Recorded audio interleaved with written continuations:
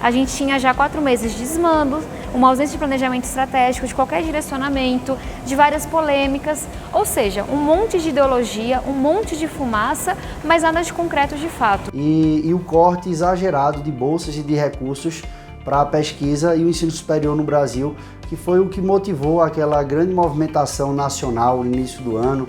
Pessoas, independente de viés político, de ideologia partidária, foram às ruas clamar por educação quando tudo começou no corte linear de 30% no orçamento discricionário das universidades e os institutos federais do nosso país.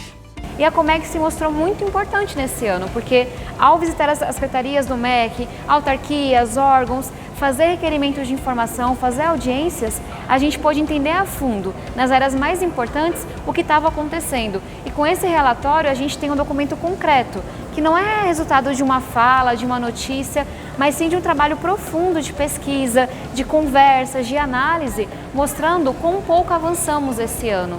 E quantas coisas estão se contradizendo e como a gente está de fato à deriva quando a gente fala de educação. Existe no Ministério da Educação, infelizmente, uma incapacidade muito grande de execução orçamentária das coisas e o Ministério não tem planejamento. Então, sim, teve uma surpresa, porque nós imaginávamos, tecnicamente, que em novembro do primeiro ano de mandato já teríamos pelo menos um planejamento estratégico dos 4 anos do mandato do Ministério da Educação.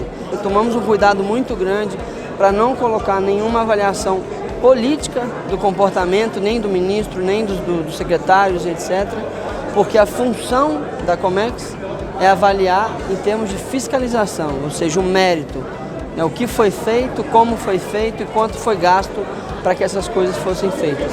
Que a gente não estava ali por razões ideológicas, a gente queria fazer um trabalho técnico. A gente queria de fato entender e acompanhar. E na minha visão, com cada visita, com cada trabalho sério, cada audiência, a gente foi quebrando essa resistência. E hoje eu tenho muito orgulho de dizer que a comissão foi muito bem recebida por todos os secretários, com muito respeito, conversas muito profundas, falando do que importa e não da opinião pessoal, do preconceito, etc. No entanto, no fim dos nossos trabalhos, existiu uma reclamação muito grande por parte do Ministério, inclusive parou de fazer parte das nossas audiências públicas, dizendo que a gente está perguntando coisa demais, que a gente está mandando requerimento de informação demais, mas não é nada mais do que o nosso trabalho. A gente viu o orçamento sendo apresentado para o próximo ano com um menor valor do que o desse ano, e o ponto mais atingido foi o orçamento da CAPES, mais de 2 bilhões de reais, da diferença do orçamento de 19 para 20. E quando a gente vai olhar esse déficit é em cima principalmente daqueles módulos que atingem a área de humanas e a região norte e nordeste do país, porque pelo critério desenhado vai penalizar essa área de ensino e essas regiões de país, e que a gente não pode permitir que isso aconteça sem nenhum diálogo, sem nenhuma construção. Então a principal recomendação é faça um planejamento estratégico.